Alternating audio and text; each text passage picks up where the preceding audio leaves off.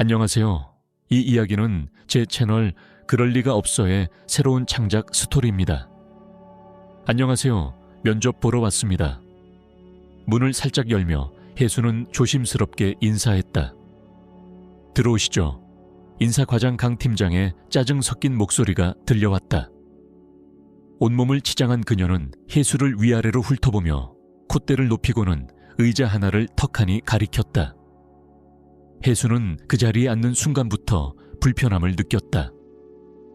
당장이라도 나가고 싶었다. 하지만 이 자리를 얻기 위해 참아야 한다는 생각에 억지로 마음을 다잡았다. 자, 우리가 왜 당신을 뽑아야 하죠? 사실 잘 모르겠어요. 이런 면접은 처음이라서요. 이런 때는 보통 뭐라고 해야 하죠? 혜수는 어색하게 어깨를 으쓱이며 분위기를 가볍게 만들어 보려 했다. 하지만 돌아온 건 그녀를 깎아내리는 냉소적인 시선뿐이었다. 강 팀장은 처음부터 이 지원자가 마음에 들지 않았다는 표정을 숨기지 않았다. 그녀는 미소 한 번 보이지 않고 혜수를 노려보았다. 마치 벗겨진 채 신문을 받는 느낌이었다. 혜수는 앉아있는 것이 너무나도 불편했고 마음속에는 이미 포기하고 싶은 충동이 꿈틀거렸다. 당신 같은 사람이 왜 필요한 건데요? 강 팀장은 다시금 목소리에 힘을 주며 말했다. 경력도 없고 뭐 하나 제대로 할 줄 아는 것도 없고 그냥 말 그대로 무술모잖아요. 상업회사에선 그런 사람 안 뽑습니다. 왜 그러세요? 혜수는 작게 중얼이며 얼굴이 붉어졌다. 그녀의 뺨은 금세 뜨겁게 달아올랐고 부당한 말에 상처받은 마음이 그대로 얼굴에 드러났다. 모욕적인 말은 익숙하지 않았다. 하지만 이를 얻기 위해선 견뎌야 했다. 대학교 다니고 있어요. 방통대라서 수업은 온라인이고요. 고등학교도 수석으로 졸업했어요. 그러니 저를 거지 취급하지 마세요. 혜수는 깊게 숨을 들이쉬고 목소리를 단단하게 만들어 말했다. 사실 그녀는 너무나 두려웠다. 온몸이 떨렸고 눈갠 눈물이 고였다. 그럼에도 불구하고 혹시 이게 인내심 테스트라면 끝까지 버텨야 한다고 생각했다. 뭐라고? 어디서 감히? 강 팀장은 얼굴을 찌푸리며 외쳤다. 여긴 내 사무실이야. 내가 어떻게 말하든 내 마음이지. 그리고 반말은 하지 마. 꺼져. 네 같은 애한텐 우리 회사에 일할 기회 없어. 강 팀장의 날카로운 고함 소리에 혜수는 움찔했다. 눈물 한두 방울이 결국 볼을 타고 흘러내렸다. 가슴 한구석이 무너져 내리는 듯한 고통이 밀려왔다. 이 느낌 분명 어딘가 익숙했다. 학창시절 괴롭힘을 당하던 그때와 똑같았다. 아무도 도와주지 않았고 그녀는 늘 혼자였다. 무슨 소란입니까? 그 순간 남자의 목소리가 들려왔다. 혜수가 고개를 돌리자 잘 차려입은 젊은 남성이 문을 열고 들어오고 있었다. 자신감 넘치고 세련된 모습, 그녀를 바라보며 조용히 웃어 보였다. 안녕하세요, 대표님. 강 팀장이 일그러진 표정으로 인사했다. 면접 중이었어요. 그런데 이 지원자는 도저히 안 되겠더라고요. 그래서 그냥 돌려보내려던 참입니다. 왜 안 된다고 생각합니까? 남자는 문서 몇 장을 넘기며 물었다. 이 회사 역사가 오래된 만큼 인재. 그런 거칠애는 됐어요. 남자가 말을 잘랐다. 지금 이 회사를 운영하는 사람은 나입니다. 불과 한 달 전까지만 해도 여기 파산 직전이었잖아요. 경매로 내가 이 회사를 인수했으니 당신 말대로라면 여긴 이제 내 기준으로 운영되는 거죠. 그런데 왜 들어오자마자 지원자를 무시하고 쫓아내려 하나요? 그는 고개를 돌려 혜수를 바라보며 말을 이었다. 그녀가 일하고 싶다면 시켜봅시다. 우리에게 가장 필요한 건 바로 동기부여가 있는 사람이에요. 특히 청소 인력. 그의 말에 혜수는 깜짝 놀랐다. 하지만 눈동자 속에서 진심을 느낄 수 있었다. 처음 느껴보는 진짜 보호받는다는 기분. 급여는 그리 높지 않아요. 예산이 아직 부족해서요. 대표는 고개를 저으며 덧붙였다. 하지만 열심히 일한다면 제 개인 돈으로라도 보너스를 드릴게요. 일단 시작해보시죠. 정말 저를 채용하시는 건가요? 혜수는 떨리는 목소리로 물었다. 그럼요. 강 팀장이 서류 준비해 줄 겁니다. 내일부터 바로 출근하세요. 인력이 진짜 부족하거든요. 그는 필요한 서류를 챙기고 강 팀장을 날카롭게 바라본 후 조용히 사무실을 나섰다. 신분증 줘. 복사해둘게. 나머진 내일 다 챙겨와서 계약서 쓰자. 강 팀장은 마지못해 말했다. 혜수는 드디어 일을 얻었지만 동시에 강한 적을 만든 기분이었다. 지금부터 이 이야기는 시작에 불과하다. 거기 청소부, 퇴근하려고? 비꼬는 듯한 목소리가 혜수의 뒤통수를 때렸다. 영업팀 직원 민석이었다. 혜수는 고개를 움츠리며 엘리베이터 쪽으로 서둘러 걸었다. 회사에 들어온 지는 벌써 3주가 지났지만 이곳에서의 시간은 그야말로 지옥과 같았다. 상냥한 말 한마디 없이 날마다 무시와 조롱이 쏟아졌다. 겉보기엔 평범한 사무실이지만 이 안은 독이 퍼진 수풀처럼 조용히, 그러나 꾸준히 그녀를 상처 입히고 있었다. 어디가? 여기 아직 안 닦았잖아. 민석이 다시 소리쳤다. 다 닦았어요. 혜수가 작게 말하며 걸음을 멈추자 민석은 종이컵을 들어 혜수가 청소한 바닥 위에 남은 커피 찌꺼기를 일부러 쏟았다. 그의 입꼬리가 올라갔고 주변 동료들까지 낄낄대며 그 광경을 즐겼다. 자, 걸레 물고 다시 청소하라고. 우리가 먼저 퇴근하는 것도 아니잖아. 빈 컵을 쿵 하고 바닥에 떨어뜨리며 그는 비아냥댔다. 혜수는 깊게 숨을 들이쉬었다. 이런 일은 매일같이 벌어졌다. 처음에는 화가 났지만 이제는 무감각에 가까웠다. 마치 독에 중독된 것처럼 그녀는 그저 묵묵히 청소 도구를 챙기러 갔다. 청소는 금방 끝났다. 어렵지도 않았다. 하지만 기분은 이미 엉망이 되었고 기진맥진했다. 다 끝났습니다. 조용히 말한 그녀에게 민석은 손도 까딱하지 않고 그래 꺼져 라고 내뱉었다. 혜수는 코트를 입고 가방을 메었다. 어딘가 무겁게 느껴졌지만 지금은 그 무엇도 확인할 기운조차 없었다. 장난이나 또 무슨 골탕이 있을까 싶어 엘리베이터 대신 계단을 택했다. 다른 사람들과 마주치고 싶지 않았다. 계단을 내려가던 중 로비에서 경비원의 목소리가 들렸다. 잠깐, 거기 멈춰요. 혜수는 놀라 멈춰섰다. 왜 그러세요? 제 근무는 끝났는데요. 경비는 딱딱한 표정으로 말했다. 가방 좀 확인하겠습니다. 단호하고 냉정한 목소리였다. 체격 좋은 그 남자의 기세에 반박할 생각은 들지 않았다. 여기요.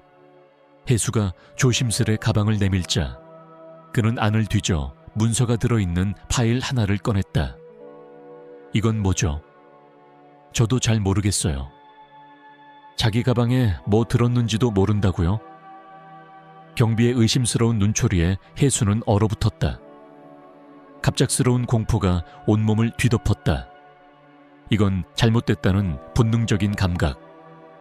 식은땀이 이마를 타고 흘렀고 손끝은 싸늘해졌다. 오늘 회사에 익명의 신고가 들어왔어요. 누군가 중요한 문서를 몰래 빼내려 한다고. 설명하셔야겠습니다. 회장님에게 가셔야겠네요. 대표이사 민재는 문서를 펼쳐보며 조용히 말했다. 사실 이런 건 바로 해고감입니다. 정말 전 몰라요. 어떻게 들어간 건지 저는 아무것도 몰라요. 혜수는 눈물을 흘리며 말했다. 그녀는 믿기 힘든 상황 속에서 자신이 누명을 쓰고 있다는 사실 외엔 아무것도 알 수 없었다. 이건 기밀 문서입니다. 재무보고서, 향후 계약 계획서, 외부에 유출되면 큰일 날 내용들이죠. 민재는 손가락으로 책상을 두드리며 말했다. 하지만 저를 믿어주시네요. 혜수가 작게 물었다. 그냥 느낌이 그래요. 좋은 사람은 알아보게 돼요. 그리고 난 좋은 사람을 보호해요. 민재는 그녀의 머리카락을 가볍게 쓰다듬었다. 다소 친근한 행동이었지만 혜수는 이상하게도 마음이 편해졌다. 그의 진심이 느껴졌기 때문이었다. 나는 믿지 않아. 이 애가 이 문서 훔쳤을 리 없다는 걸. 그때 보안팀장인 준석이 고개를 저으며 말했다. 한때 수사관이었던 그는 은퇴 후 이 회사에서 보안 책임을 맡고 있었다. 무서울 만큼 직관적이고 비밀을 잘 알아내는 인물이었다. 내 방엔 이 아이가 안 들어왔어. 근데 그 문서는 거기서 사라졌지. 키 가진 사람은 인사과장 강 팀장뿐이야. 강 팀장? 민재가 중얼이며 눈썹을 찌푸렸다. 그녀가 왜 그런 일을... 자존심 문제겠지. 회장님이 처음 와서 그녀를 면박 줬잖아. 자긴 이 회사를 이끌 인물이라고 믿었는데 결국 인사과에서 눌러 앉았으니. 그래, CCTV부터 확인하자. 준석은 노트북을 열고 손가락을 빠르게 움직였다. 화면에는 강 팀장이 의심스러운 동작으로 회장실을 몰래 들어가는 장면이 잡혀 있었다. 그녀는 두리번거리다 문서를 품에 안고 서둘러 빠져나왔다. 봐, 이 정도면 증거 충분하지.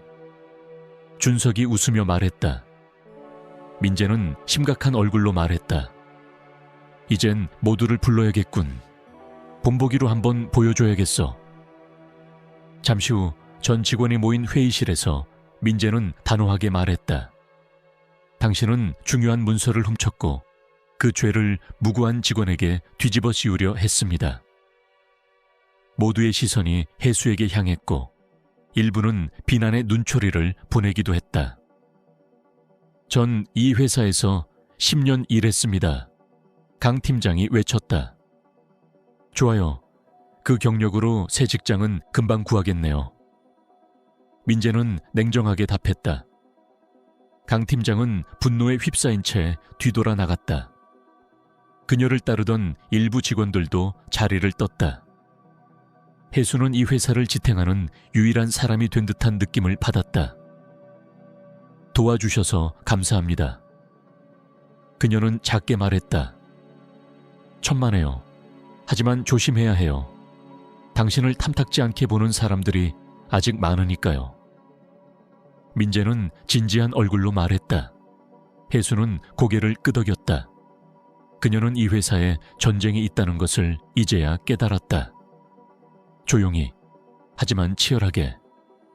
실례합니다. 혜수가 조심스럽게 노크하며 말했다. 청소하러 왔어요. 아, 그래. 들어와. 민재는 책상에서 서류를 정리하다가 고개를 들었다. 그들의 마지막 대화 이후 한 달이 지나도록 서로 가까이 다가가는 일이 없었다. 혜수는 일부러 거리를 두려 노력했고 감정이 더 깊어지지 않도록 자제하며 지냈다.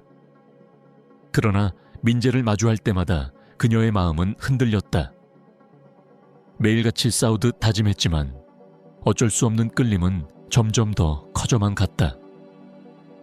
요즘 좀 보기 힘들었네. 바빴어? 민재가 말을 건넸다. 아니요. 그냥 괜히 자주 보이면 민폐일까 봐요. 혜수는 시선을 피하며 답했다. 민재는 그녀의 말에 씁쓸한 미소를 지었다. 어느새 그의 얼굴엔 예전과는 다른 그늘이 드리워져 있었다. 혜수는 조심스럽게 물었다. 무슨 일 있으세요? 요즘 기운 없어 보여서요. 민재는 한참을 침묵하다가 깊은 한숨과 함께 담담하게 말했다. 약혼녀를 친구랑 있는 현장에서 봤어. 우리가 결혼식 준비하던 와중에 말이야. 그의 손은 담배를 찾았지만 불을 붙이기도 전에 그냥 꽁초로 만들어버렸다. 손가락이 미세하게 떨리고 있었다. 혜수는 마음이 저릿해졌다. 그의 슬픔이 너무도 가까이서 느껴졌기에 그녀는 조용히 그의 옆으로 다가가 말없이 자리를 정리하고 앉았다. 그 여자, 무슨 복이 부족해서 당신을 놓친 걸까요? 아마도 평생 후회할 거예요. 혜수의 진심 어린 위로에 민재는 가만히 눈을 감았다. 그녀의 말이 따뜻한 위로가 되어 마음을 어루만져 주는 듯했다. 그러나 그는 곧 다시 입을 열었다. 문제는 개인적인 일뿐이 아니야. 곧 수도권에서 대형 투자자들이 와. 우리 회사에 큰 돈을 넣을 생각이라서 직접 내려와 분위기를 보겠다는 거야. 혜수는 고개를 끄덕이며 물었다. 좋은 기회잖아요. 응, 그런데 문제는 비공식적인 만찬 자리야. 가족 단위로 참석해야 하는 파티거든. 다들 배우자나 약혼자랑 온다고 했는데 난 지금 혼자잖아. 민재는 심각한 표정으로 말했다. 혜수는 그제야 민재가 왜 이리도 무기력해졌는지 이해했다. 그는 단순히 이별을 겪은 것이 아니라 중요한 사업의 분기점 앞에서 스스로 무너지고 있었던 것이다. 제가 대신 가드릴까요? 혜수는 순간의 충동처럼 말했다. 그냥 같이 가서 웃고 인사하고 분위기만 맞추면 되는 거 아닌가요? 민재는 놀란 듯 그녀를 바라보았다가 이내 안도의 미소를 지었다. 정말 괜찮겠어? 물론 외모나 말투는 조금 손을 봐야겠지만 그건 내가 다 준비할게. 옷, 액세서리, 화장품까지 전부. 혜수는 고개를 끄덕이며 말했다. 아무래도 정신 나간 일 같긴 하지만 한번 해볼게요. 그날 저녁 혜수는 처음 보는 명품 옷들을 앞에 두고 한참을 고민했다. 한 번도 가져본 적 없는 구두, 반짝이는 귀걸이, 고운 실크 드레스까지 마치 동화 속 세계로 들어온 것만 같았다. 그녀는 조심스레 드레스를 입고 거울 앞에 섰다. 민재는 환한 미소를 지으며 말했다. 너무 예뻐. 진심이야. 혜수는 얼굴이 화끈해지며 웃었다. 설마 그동안 나 청소복만 봤다고 너무 낮게 본 거 아니에요? 아니야. 네가 이렇게 잘 어울릴 줄 몰랐을 뿐이야. 그리고 얼마 지나지 않아 두 사람은 고급 레스토랑에 도착했다. 인사를 나누는 사람들 틈에서 혜수는 어색하게 웃으며 자리를 지켰다.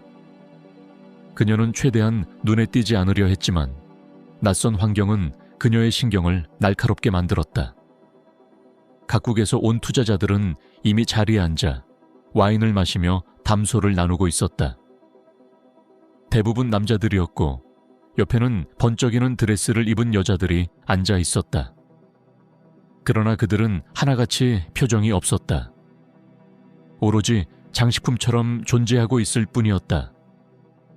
혜수는 작게 속삭였다. 이 사람들 도대체 우리가 왜 필요한 걸까요? 민재는 작게 웃으며 답했다. 네가 있어야 내가 괜찮은 사람처럼 보여. 우리끼린 그런 이미지 관리도 중요하거든. 결국엔 돈이 걸린 일이니까. 그 순간 고급스러운 수트를 입은 중년 남성이 등장했다. 드디어 도착했네요. 미안합니다. 길이 너무 막혀서요. 그는 다정하게 웃으며 민재와 악수했고 혜수에게 고개를 돌리자마자 동공이 흔들렸다. 설마 너? 그 남자의 목소리는 점점 떨리기 시작했다. 그는 혜수를 똑바로 바라보며 중얼거렸다. 난 너를 이미 묻었는데. 혜수는 깜짝 놀라 민재를 바라보았고 민재는 당황한 눈으로 중년 남자를 보며 말했다. 이분은 혜수입니다. 제 약혼녀예요. 왜 그러세요? 중년 남자 투자자인 기호 회장은 떨리는 손으로 의자에 기대며 말했다. 아니야. 그럴 리가 없어.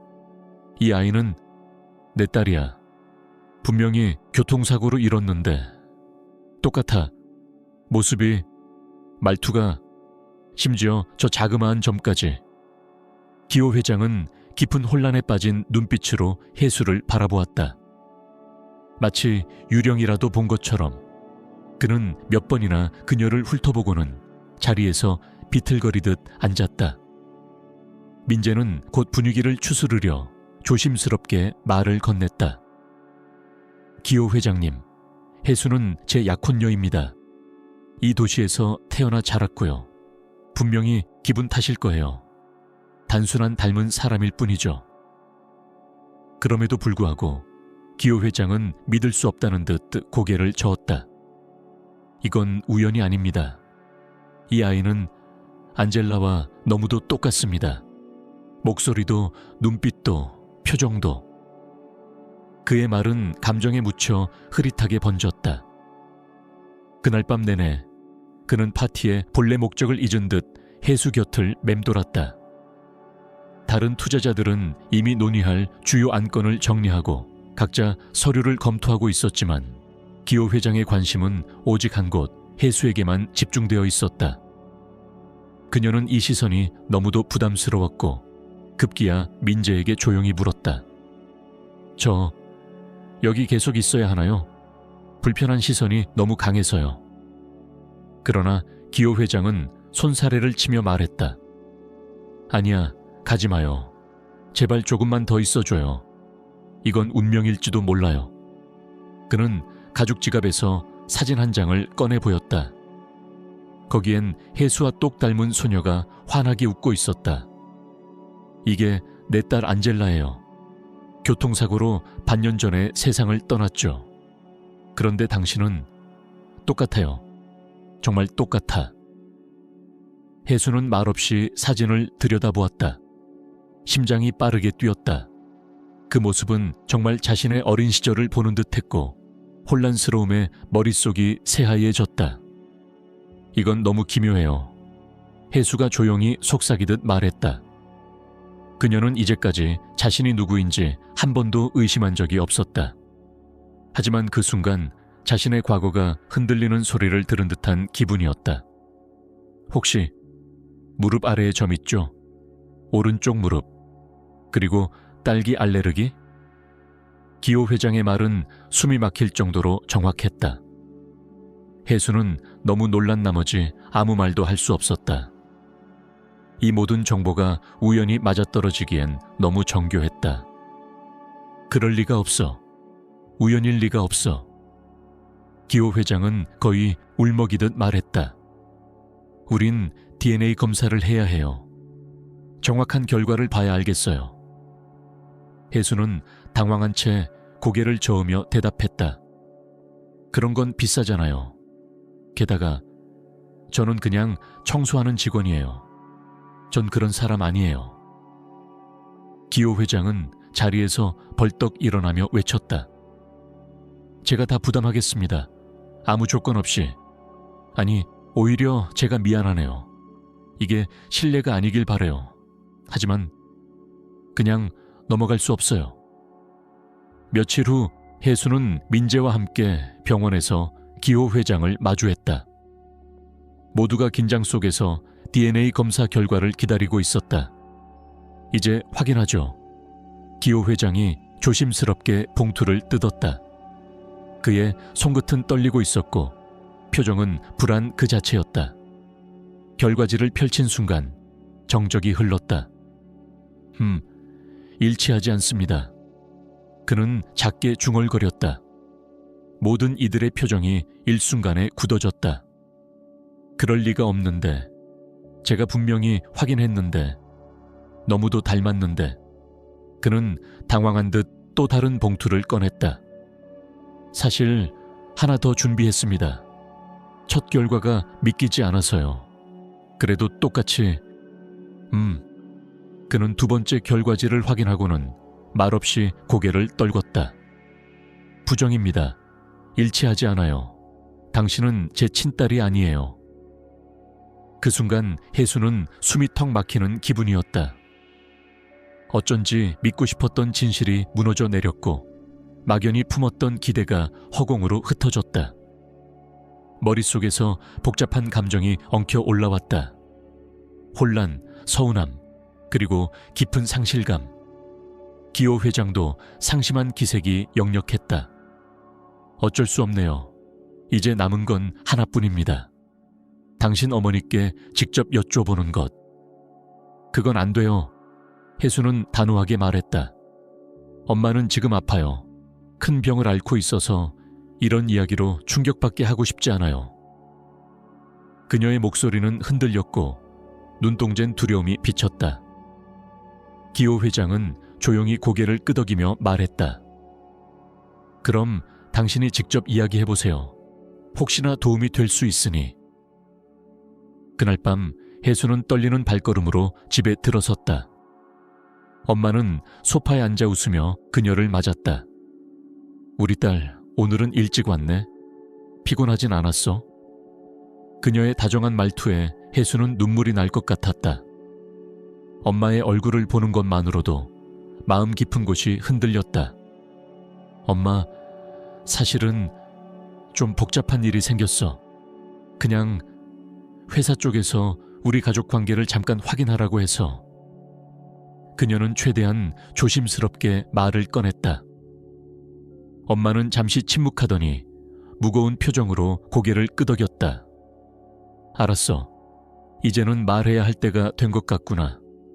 너는 사실 내 친딸이 아니야. 입양한 아이지. 너를 처음 본 건 고아원 문 앞이었어. 갓난아기 상태였지. 그날 밤 누가 조용히 너를 두고 갔는지 아무도 몰랐단다. 나는 그 아이가 너라는 걸 알고 바로 마음이 움직였어. 서류 정리도 아는 사람 통해 금방 됐고 그렇게 우리가 가족이 된 거야. 혜수는 충격에 말을 잃었다. 하지만 동시에 그녀의 가슴속 깊은 곳에서 하나의 의문이 사라지는 소리가 들렸다. 왜 어릴 적 기억이 희미했는지, 왜 엄마가 자신의 과거에 대해 말을 아꼈는지 이제야 모든 게 이해됐다. 그녀는 엄마를 꼭 안으며 말했다. 고마워요, 엄마. 진짜 엄마가 아니라 해도 저는 언제나 당신을 엄마로 생각했어요. 혜수는 집을 나와 조용히 숨을 내쉬었다. 어머니와의 대화는 마음을 무겁게 했지만 동시에 묘한 해방감을 주었다. 이제는 자신의 과거가 얼마나 미스터리였는지, 왜 늘 어딘가 허전함을 느꼈는지도 설명할 수 있었다. 하지만 기호 회장과의 관계는 여전히 미군기였다. DNA는 부정했지만 그와의 닮은 점은 도저히 우연이라 하기엔 무리였다. 그녀는 곧장 대기 중이던 차로 향했고 민재와 기호 회장이 기다리고 있는 차 안에 조심스레 올라탔다. 엄마와 이야기했어요. 친엄마는 아니셨고 저는 버려졌던 아기였다고 해요. 차 안은 순간 고요해졌다. 기호 회장은 고개를 끄덕이며 중얼거렸다. 그렇다면 이제 단 하나 남았군. 내 아내 다영과 이야기해보는 수밖에. 민재는 고개를 끄덕이며 말했다. 지금까지 우리가 찾은 모든 퍼즐 조각들이 그분께 있을지도 모르겠습니다. 그렇게 해서 기호 회장은 즉시 수도권 집으로 향하는 비행기를 탔다. 내가 돌아올 때까지 내 차와 내 딸을 잘 부탁하네. 그는 민재에게 짐짓 농담처럼 말하며 떠났다. 그의 말에 혜수는 놀란 눈으로 민재를 바라보았다. 아직 친딸이 아니라는 것이 밝혀졌는데도 그는 자신을 딸이라 부르고 있었다. 그 말 속엔 단순한 정이 아니라 그가 혜수를 진심으로 받아들이고 있다는 깊은 믿음이 담겨 있었다. 그런 기호 회장을 바라보며 혜수는 민재 쪽으로 몸을 기댔다. 그의 온기 속에서 작게 떨리던 마음이 조금씩 진정되어 갔다. 괜찮아. 우리가 함께 있으니까. 민재는 그녀를 감싸 안으며 부드럽게 속삭였다. 그 순간 두 사람 사이엔 더는 설명이 필요하지 않았다. 한편 기호 회장은 집에 도착하자마자 아내 다영을 불러 앉혔다. 그의 눈빛은 결연했고 다영은 그의 기세에 기가 눌려 아무 말도 하지 못했다. 이제 솔직하게 말해. 지금이 아니면 다시는 기회를 주지 않을 거야. 기호 회장의 말에 다영은 고개를 푹 숙이며 중얼거렸다. 그게 아주 오래된 일이에요. 당신이 해외 출장을 자주 가던 시절 저는 외로웠어요.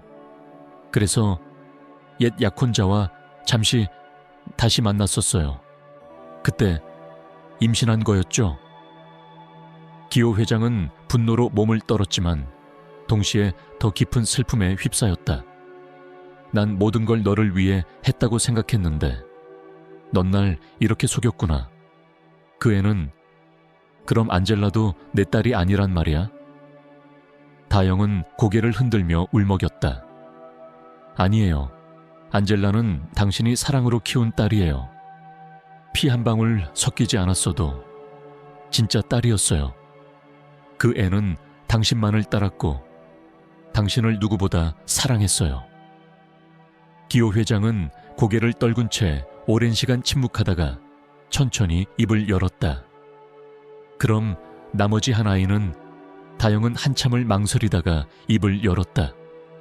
그 아이, 내가 둘 다 키우긴 너무 힘들 것 같았어요. 그래서 몰래 고아원에 맡겼어요. 너무 멀리 찾아올 수 없게. 당신이 다시는 그 아이의 존재를 알지 못하도록. 그 순간 기호 회장은 눈을 감고 오래된 기억 속으로 빠져들었다. 그날 아내가 입원해 있던 병원. 자신은 바이어를 만나기 위해 터키에 있었고 막 복귀한 후엔 아이 하나만이 자신을 방했다. 그땐 아무것도 의심하지 못했지만 이제 모든 것이 하나의 흐름으로 이어졌다. 넌 정말 날 평생 속였구나. 그의 목소리는 더는 분노가 아닌 깊은 상실감에 젖어 있었다. 그 아이는 지금도 살아있더군. 난 그녀를 만났고 그녀는 나를 아버지로 믿었고 하지만 우린 남남이었다. 피는 다르지만 마음은 같았어. 다영은 눈물을 흘리며 바닥을 응시했다. 그녀는 이미 무엇을 해도 용서받을 수 없는 경지에 다다른 것을 알고 있었다. 그래도 제발 당신의 추억까지는 망치지 말아줘요. 안젤라는 당신 덕분에 누구보다 따뜻한 아이로 자랐어요. 그 기억은 당신 거예요.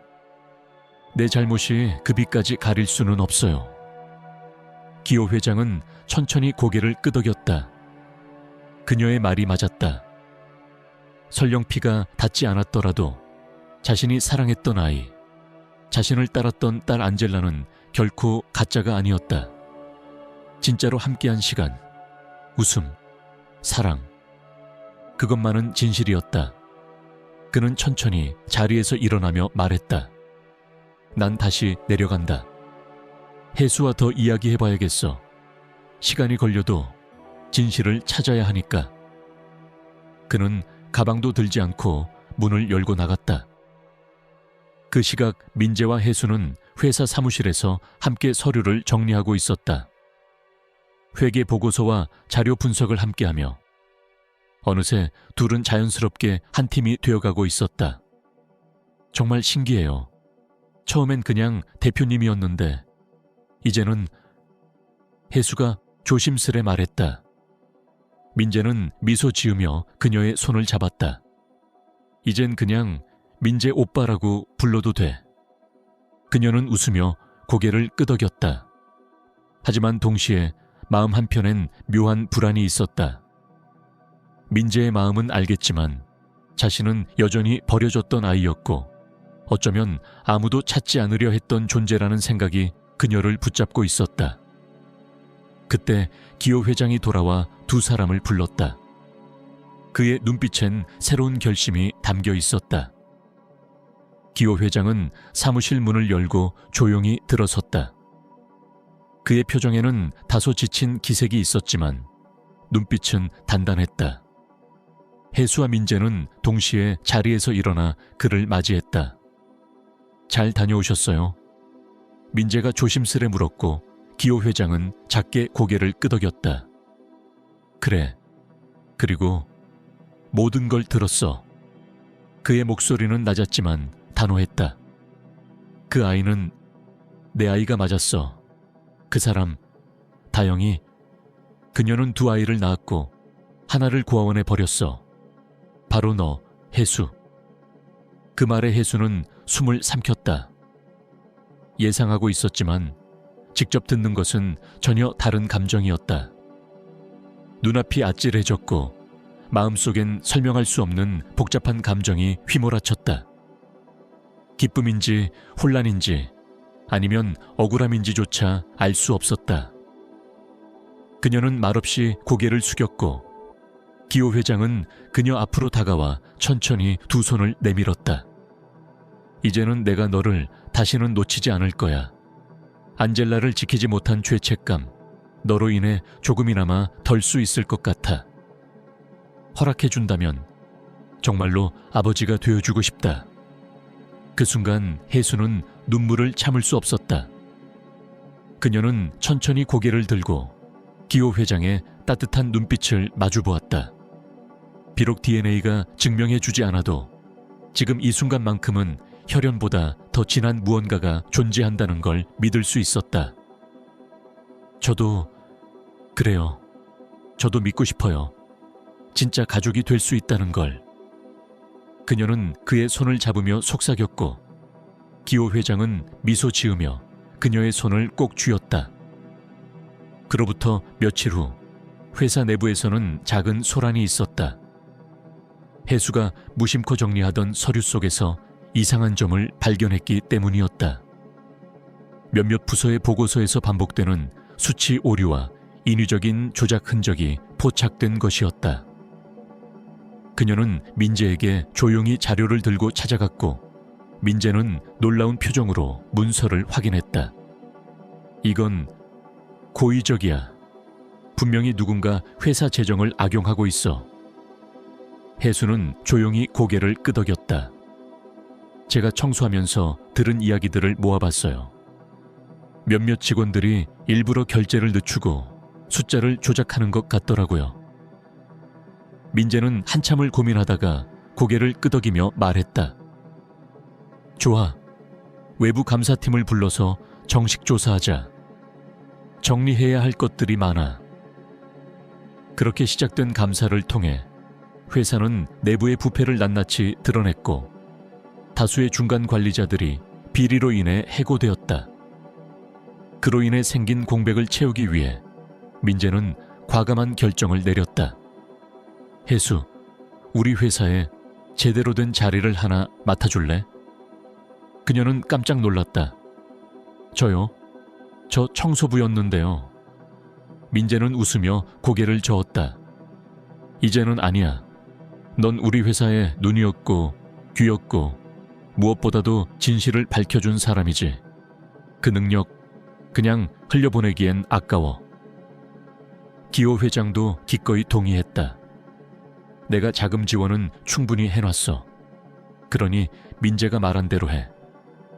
혜수 같은 인재가 회사를 이끄는 데에 중요한 역할을 해야지. 그리고 무엇보다 난 네가 정말 자랑스럽다. 혜수는 두 사람을 번갈아 보며 꿈인지 현실인지 모를 복잡한 감정에 사로잡혔다. 시간이 흘러 회사를 둘러싼 환경은 빠르게 변했다. 부패한 인력은 사라졌고 새로운 인물들이 각 부서에 자리를 잡았다. 효율성과 신뢰가 조직 전체에 퍼졌고 직원들 사이에도 긍정적인 분위기가 퍼져갔다. 무엇보다도 혜수의 존재는 많은 이들에게 놀라움과 감동을 동시에 주었다. 단순한 청소부로 들어온 한 소녀가 회사의 핵심 인물이 되기까지 그 과정은 누구에게나 큰 교훈이었다. 그리고 어느 날 민재는 조용히 그녀를 불러 한 문서를 내밀었다. 이건 나랑 결혼해주는 대신 서명해 줄래? 그 말에 혜수는 얼굴이 붉어지며 손을 입에 가져갔다. 민재는 장난스러운 눈빛으로 웃으며 다시 말했다. 진짜로 결혼하자. 이젠 서로 마음 숨기지도 말고 눈치도 보지 말고 우리 같이 살자. 그녀는 잠시 망설이다가 그가 내민 서류를 꼭 쥐고 고개를 끄덕였다. 그래요. 같이 살아요. 이제 더는 도망치지 않을래요. 결혼을 약속한 그날 이후 혜수와 민재의 관계는 더욱 깊어졌고 회사의 분위기도 한결 밝아졌다. 내부 정비를 끝낸 뒤 민재는 새로운 인재들을 적극 채용했고 혜수는 이제 단순히 행정적인 역할에 머무르지 않고 실질적으로 조직 운영의 한 축을 맡고 있었다. 그녀의 분석력과 섬세함은 이미 여러 차례 회사를 위기에서 구했고 기호 회장은 이를 누구보다 기쁘게 여겼다. 어느 날 그는 사무실로 들어와 두 사람의 다정한 모습을 보며 껄껄 웃었다. 일하는 척하긴. 내가 봤을 땐 데이트 중이던데. 민재는 짐짓 인상을 찌푸리며 대답했다. 회장님, 노크는 예의입니다. 혜수는 민재의 팔을 툭 치며 웃었고 세 사람은 따뜻한 웃음 속에 잠시 현실을 잊었다. 기호 회장은 두 사람을 바라보며 감탄하듯 말했다. 그래, 이래야지. 사람 사는 맛이 나지.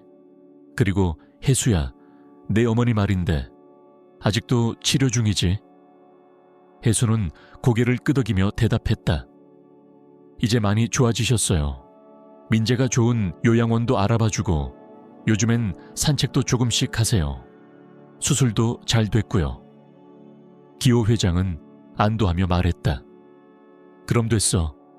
내가 뭘 도와야 하나 싶었는데 애초에 다들 나 없이도 잘 살아가고 있었군. 민재가 웃으며 말했다. 이제 도움 주실 일은 하나 남았습니다. 결혼식이요. 그 말에 기호 회장은 눈을 동그랗게 뜨며 외쳤다. 그렇다. 그 얘기를 기다리고 있었지. 어떤 결혼식인지 말만 해봐. 성대한 호텔 웨딩이든 해변 결혼식이든 전통 혼례든 다 준비해주지. 혜수는 웃으며 손사래를 쳤다. 저흰 조용한 식으로 하고 싶어요. 가까운 사람들만 초대해서 의미 있게요. 너무 호화스러우면 오히려 민망하잖아요. 기호 회장은 고개를 끄덕이며 중얼거렸다. 그래, 네가 그렇지. 언제나 소박하고 진심 어린아이였지. 그날 저녁 혜수는 어머니를 찾아갔다. 창가에 앉아있던 어머니는 혜수를 보자 반가운 미소를 지으며 손을 흔들었다. 우리 딸, 오늘은 표정이 더 예쁘네. 혜수는 쑥스럽게 웃으며 말했다. 사실은요. 엄마, 저 결혼해요. 민재 씨랑요. 그 말에 어머니는 눈가가 촉촉해지며 딸의 손을 꼭 잡았다. 정말 축하해, 내 딸. 너처럼 고운 아이를 곁에 둔 사람은 정말 복받은 거야. 네가 어떤 길을 가든 나는 늘 네 편이야. 결혼식 준비는 생각보다 수월하게 진행되었다. 혜수는 드레스를 고를 때도 청첩장을 만들 때도 모든 과정에서 소소한 즐거움을 느꼈고 민재는 그런 그녀를 보며 끝없이 미소 지었다.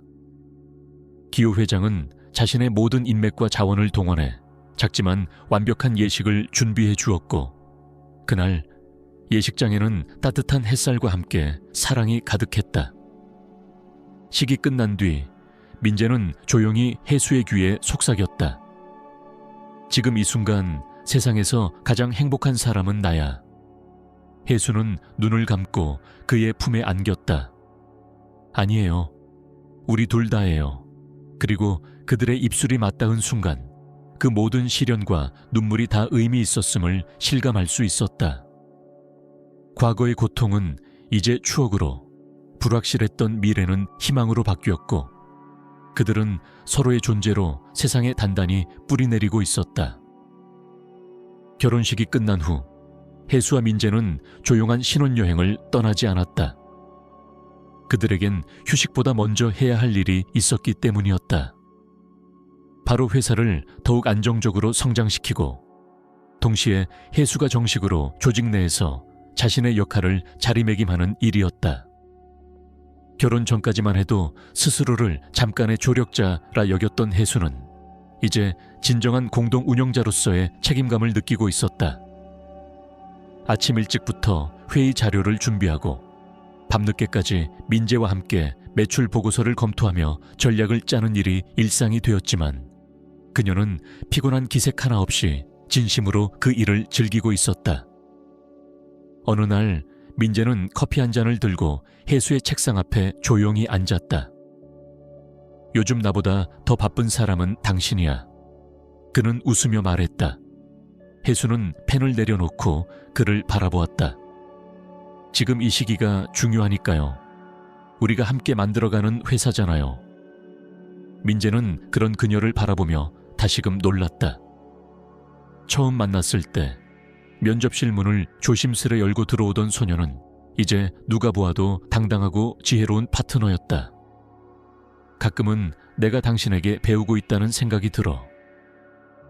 민재가 진지하게 말하자 혜수는 수줍은 듯 웃으며 고개를 저었다. 에이, 그런 말씀 마세요. 저도 많이 부족해요. 그 순간 사무실 문이 열리고 기호 회장이 들어왔다. 그의 얼굴엔 미묘한 표정이 담겨 있었다. 얘들아, 잠깐 시간 좀 낼 수 있을까? 두 사람은 곧장 회장실로 향했고 기호 회장은 의자에 앉자마자 조용히 입을 열었다. 요즘 사업적으로 새로운 제안을 많이 받고 있어. 특히 수도권 확장을 염두에 둔 투자 이야기가 오가고 있어. 민재는 고개를 끄덕이며 조심스럽게 물었다. 확장이라면 지사 설립 쪽인가요? 기호 회장은 창밖을 잠시 바라보다가 말했다. 아니, 본사 이전까지도 생각 중이야. 물론 단기간에 하진 않겠지만 장기적인 관점에서 필요한 움직임이야. 하지만 이 결정에는 너희 둘의 의견이 가장 중요해. 그 말에 혜수는 잠시 생각에 잠겼다. 지금 있는 도시는 그녀가 자라온 곳이자 모든 것이 시작된 곳이었다. 거리마다 추억이 있고 익숙한 냄새와 소리들이 삶의 일부였다. 그러나 기호 회장의 말처럼 사업을 키우려면 더 큰 무대로 나아가야 하는 것도 사실이었다. 민재는 천천히 고개를 끄덕이며 말했다. 전 찬성입니다. 하지만 혜수의 의견이 더 중요해요. 기호 회장은 그녀를 바라보며 기다렸다. 혜수는 한참을 말없이 앉아 있다가 미소 지으며 말했다. 저도 이제 준비가 된 것 같아요. 어디에 있든 우리가 함께라면 괜찮을 것 같아요.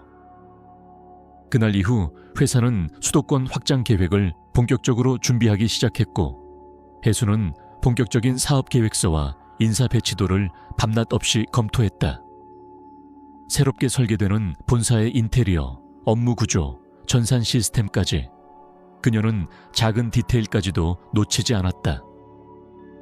직원들은 하나둘씩 혜수를 부대표님이라 부르기 시작했고 그 별명은 더 이상 과장이 아니었다. 민재와 나란히 서서 회사를 이끄는 그녀의 모습은 그 누구보다 당당하고 자연스러웠다. 그러던 어느 날 기호 회장이 그녀를 따로 불렀다. 그의 손엔 오래된 서류 봉투가 들려 있었고 얼굴에는 망설임이 가득했다. 이건 네가 진짜 뿌리를 찾는데 도움이 될지도 몰라. 봉투를 건네며 그는 조용히 말했다. 혜수는 당황한 채 봉투를 열었고 그 안엔 오래된 입양 기록과 병원 문서 그리고 이름 모를 여성의 편지가 들어있었다. 글씨는 흐릿했지만 한자 한자 그녀의 마음을 흔들기에 충분했다. 그날 내가 너를 두고 떠날 수밖에 없었던 이유를 이해해 줬으면 해. 너는 나의 빛이었어. 언젠가 우리가 다시 만날 수 있다면 용서해 주렴. 그 문장을 읽는 순간 혜수의 눈엔 눈물이 맺혔다. 모든 것이 완벽하게 행복해 보였던 지금 이 순간에도 그녀의 마음속 한 귀퉁이는 여전히 무언가를 갈망하고 있었던 것이다. 그녀는 천천히 고개를 들어 기호 회장을 바라보았다. 이 편지를 어디서? 그는 작게 한숨을 쉬며 대답했다. 내 친어머니의 병원 기록을 확인하면서 입수했어. 그녀는 널 떠날 수밖에 없던 상황에 있었던 것 같아. 하지만 널 끝까지 잊지 못했던 거야. 혜수는 말없이 고개를 끄덕였고 눈물은 조용히 그녀의 뺨을 타고 흘러내렸다. 이 세상에서 누구보다도 자신을 아껴준 어머니, 그리고 자신을 사랑해 주려 했던 또 다른 어머니. 그 둘 사이에서 태어난 그녀는 이제야 자신이 누구인지를 이해하게 되었다. 그날 밤 혜수는 한참을 잠 못 이루고 앉아 있었다. 불 꺼진 집 안은 조용했고 창밖으로는 도시의 불빛이 점처럼 깜빡이고 있었다. 그녀의 손에는 여전히 그 편지가 들려 있었고 종이에서 풍기는 묘한 오래된 향이 그녀의 가슴 깊은 곳을 울렸다. 친어머니라는 이름도 얼굴도 모르는 여인이 남긴 단 몇 줄의 문장이었지만 그 속엔 오랜 세월 묵혀있던 사랑과 슬픔이 응축돼 있었다. 널 포기하지 않기 위해 나는 나를 포기해야 했어. 그 문장이 머릿속을 떠나지 않았다. 그녀는 눈을 감고 아직 가본 적 없는 장소들을 상상했다. 병원, 골목길, 그리고 아기를 안은 채 조심스레 문 앞에 내려놓고 떠나는 한 여인의 뒷모습. 그게 진짜 그녀의 시작이었다. 다음 날 아침 혜수는 출근하자마자 민재를 찾아갔다. 그는 이미 회의 준비로 바빴지만 그녀의 얼굴을 보는 순간 모든 일을 멈추고 다가왔다. 무슨 일이야? 얼굴이 많이 부었네. 그녀는 작게 웃으며 말했다. 괜찮아요. 그냥 어젯밤에 편지를 받았어요. 제 친엄마가 남긴 편지였는데. 그녀는 자세한 설명 없이 조용히 민재의 손을 잡았다. 그 손은 따뜻했고 그녀는 그 온기에 기대어 말했다. 당신이 있어서 정말 다행이에요. 아니었으면 이 감정을 어디에 두어야 할지 몰랐을 거예요. 민재는 말없이 그녀의 이마에 입을 맞추었다. 이젠 혼자가 아니니까. 어떤 진실이든 같이 견디자. 회사에서는 본사 이전을 위한 준비가 막바지에 접어들고 있었다. 여러 가지 복잡한 업무 속에서도 혜수는 하나하나 직접 확인하며 모든 절차를 세심하게 챙겼다. 그녀는 이제 누가 봐도 뛰어난 경영자였고 직원들은 그녀의 지시를 따르는데 주저함이 없었다. 그녀의 삶은 완전히 달라졌고 누구보다도 강한 사람으로 성장했다. 하지만 어느 날 오후 예상치 못한 전화 한 통이 그녀를 다시 과거로 끌어당겼다. 한 병원에서 걸려온 전화였다. 혹시 황혜수 씨 맞으신가요? 최근에 귀하의 생물학적 가족에 대해 기록을 조회한 이력이 있어 연락드렸습니다. 이와 관련해 더 알고 싶은 정보가 있으시다면 직접 방문해 주셔야 합니다. 혜수는 전화를 끊고 한참 동안 멍하니 앉아 있었다. 가족. 이제 그녀에게 가족은 분명했고 어머니와 민재, 그리고 기호 회장이었다. 하지만 여전히 자신을 낳은 사람들에 대한 실마리가 남아있었다. 문득 그녀는 어릴 적 자주 꾸었던 꿈 하나가 떠올랐다. 어둠 속에서 누군가 자신을 안고 울고 있는 장면. 그 얼굴은 흐릿했지만 따스한 천만은 또렷하게 기억났다. 그리고 지금 그 꿈이 다시 다가오고 있었다. 그녀는 병원으로 향했다. 오래된 자료실에서 담당자는 묵직한 서류철 하나를 조심스럽게 꺼냈다. 당시 아이를 보호하기 위해 많은 정보가 비공개 처리되었지만 간접적으로 유추할 수 있는 기록이 몇 가지 있습니다. 담당자는 서류를 펼쳐 보이며 말했다. 낯선 이름들, 주소들, 그리고 수기로 작성된 간호일지. 그 속엔 아주 짧은 문장이 적혀 있었다. 산모 22세 보호자 없음. 출산 후 아이 포기 의사 명확히 밝힘. 혜수는 한 줄 한 줄을 읽으며 마음속에 피어나는 감정을 억누르려 애썼다. 누군가는 단순한 기록이겠지만 그녀에겐 태어나 처음으로 자신의 존재가 공식적으로 언급된 문장이었다. 병원에서 돌아오는 길, 그녀는 민재에게 전화를 걸었다. 오늘 밤 조금 늦을 것 같아요. 그냥 혼자 있고 싶어서요. 민재는 그 짧은 말만으로도 그녀의 상태를 알아챘다. 조심히 와. 필요하면 언제든 전화해. 혜수는 조용히 고개를 끄덕이며 전화를 끊었다. 집에 돌아온 그녀는 문도 잠그지 않은 채 거실 바닥에 털썩 주저앉았다. 그리고 그날 밤 오래 참아온 눈물이 조용히 쏟아지기 시작했다. 누군가를 원망하는 것도 아니고 무엇을 후회하는 것도 아니었다. 단지 존재의 뿌리를 다시 마주한 사람이 흘리는 눈물. 고요한 밤, 그녀는 다시 처음처럼 울고 있었다.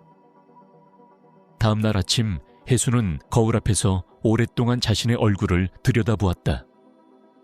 어제와 다를 것 하나 없는 모습이지만 마음속 어딘가는 분명히 바뀌어 있었다. 자신이 누구인지, 어디서 왔는지를 조금 더 알게 되었다는 사실만으로 그녀는 이전보다 단단해진 기분이었다. 민재는 그녀의 표정을 보자마자 모든 것을 알아차렸다. 그는 말없이 그녀에게 커피를 건네고 창가 자리에 함께 앉아 햇살을 맞이했다. 괜찮아질 거야. 네가 그랬듯이 이 진실도 너를 더 강하게 만들 거야. 그의 말에 혜수는 미소를 지으며 고개를 끄덕였다. 맞아요. 이제는 도망치지 않을래요. 어떤 감정이든 어떤 기억이든 내 일부니까요. 며칠 후 회사는 본격적으로 수도권으로의 이전 준비에 착수했다. 새로운 본사 건물 내부 설계가 마무리되고 직원들의 이사 계획도 하나둘 정리되었다. 기호 회장은 이번에도 과감한 결정을 내렸다. 혜수, 넌 이제 대표 직함을 달아야 해. 형식상 부대표라는 말은 의미 없어.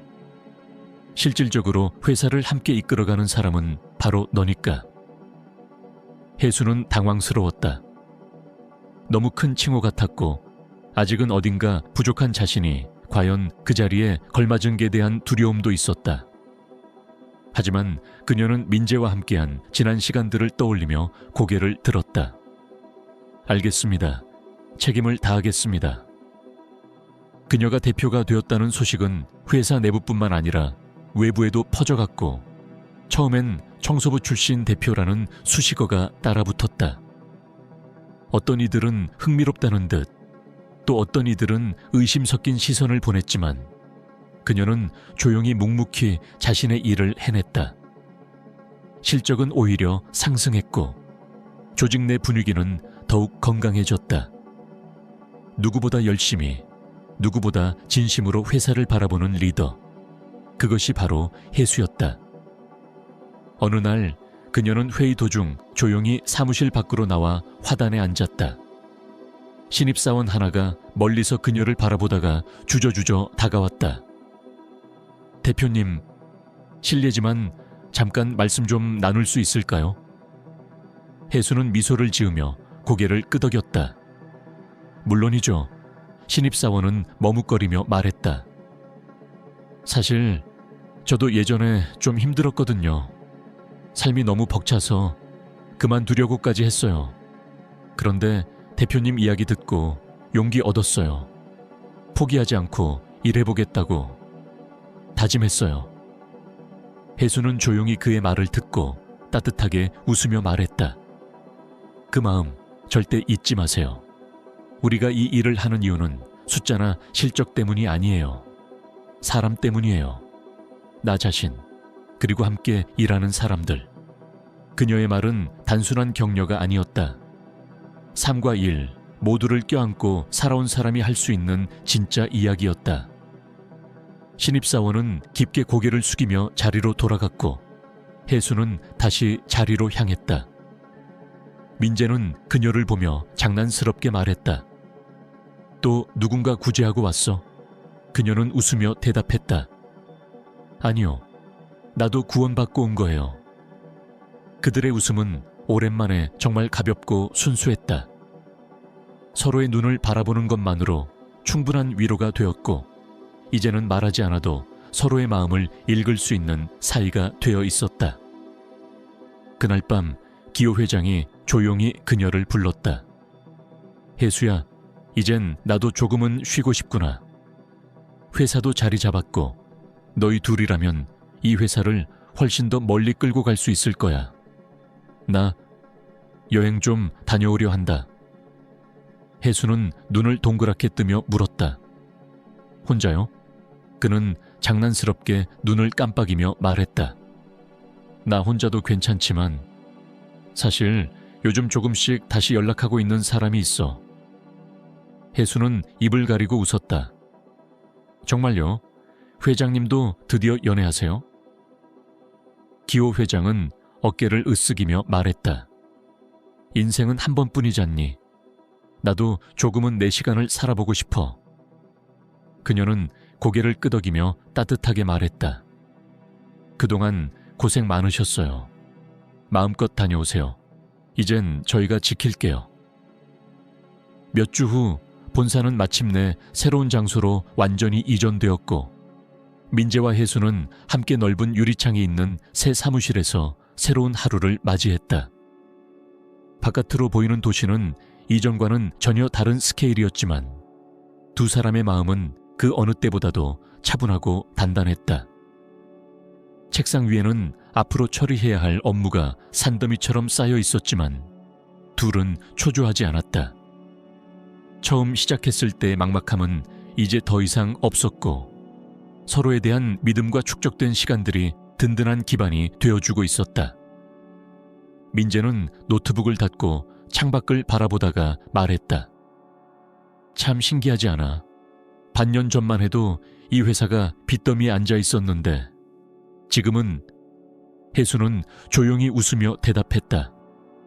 그때는 청소하다가 야근할까봐 눈치 보던 사람이 이젠 대표예요. 인생은 정말 모르는 거예요. 두 사람은 동시에 웃었다. 그 웃음에는 자신들의 이야기가 결코 흔하지 않았다는 자각과 그래서 더 소중하다는 확신이 담겨 있었다. 잠시 후 혜수는 민재의 손을 조용히 잡았다. 저녁에 엄마 보러 갈 거예요. 같이 가요. 민재는 고개를 끄덕이며 말했다. 그래, 이젠 그분도 우리가 어떻게 살아가고 있는지 직접 보여드려야지. 혜수의 어머니는 최근 회복이 많이 되어 동네에서 천천히 산책도 할 수 있을 만큼 건강을 되찾은 상태였다. 딸의 달라진 모습과 따뜻한 동행을 볼 때마다 눈시울이 붉어졌고 혜수는 그런 엄마를 위해 무엇이든 해주고 싶었다. 기호 회장도 어느 날 엽서를 보냈다. 짧은 문장이었지만 특유의 유쾌한 말투는 그대로였다. 내가 잠시 자리를 비운 사이 잘 지키고 있겠지? 혜수야, 민재야, 너희는 내가 믿고 떠날 수 있는 사람들이다. 혹시 걱정되면 언제든 찾아갈 거야. 그러니까 각오해. 두 사람은 엽서를 읽으며 웃었다. 그가 어디에 있든 함께한 기억은 여전히 이 사무실 곳곳에 살아있었다. 봄이 깊어지던 어느 날, 혜수는 회사 옥상에 올라서 한동안 도시를 내려다보았다. 불현듯 과거의 자신이 떠올랐다. 낡은 구두를 신고 코트를 꼭 여미며 면접장 문을 두드리던 날. 불안과 긴장, 그리고 희망이 뒤섞여 있던 그 순간이 지금 이 모든 것을 만들었다. 그녀는 조용히 중얼거렸다. 그날 문을 열지 않았다면 나는 지금 어떤 모습일까? 하지만 그 답을 굳이 알 필요는 없었다. 그녀는 열었고 버텼고 싸웠고 결국 그 안에서 사랑과 가족, 그리고 자기 자신을 되찾았기 때문이었다. 그녀는 손에 든 커피잔을 들어 멀리서 다가오는 민재를 향해 가볍게 흔들었다. 우리 진짜 잘 살고 있는 거죠? 혜수의 물음에 민재는 망설임 없이 대답했다. 응, 그리고 더 잘 살아갈 거야. 이제부터는 우리가 만들어가는 이야기니까. 두 사람은 나란히 서서 새로운 하루를 맞이했다. 긴 여정의 끝에서 시작된 또 하나의 여정. 이젠 아무것도 두렵지 않았다. 세상 속에서 자신만의 자리를 찾아낸 이들은 그렇게 진짜 인생을 살아가기 시작했다.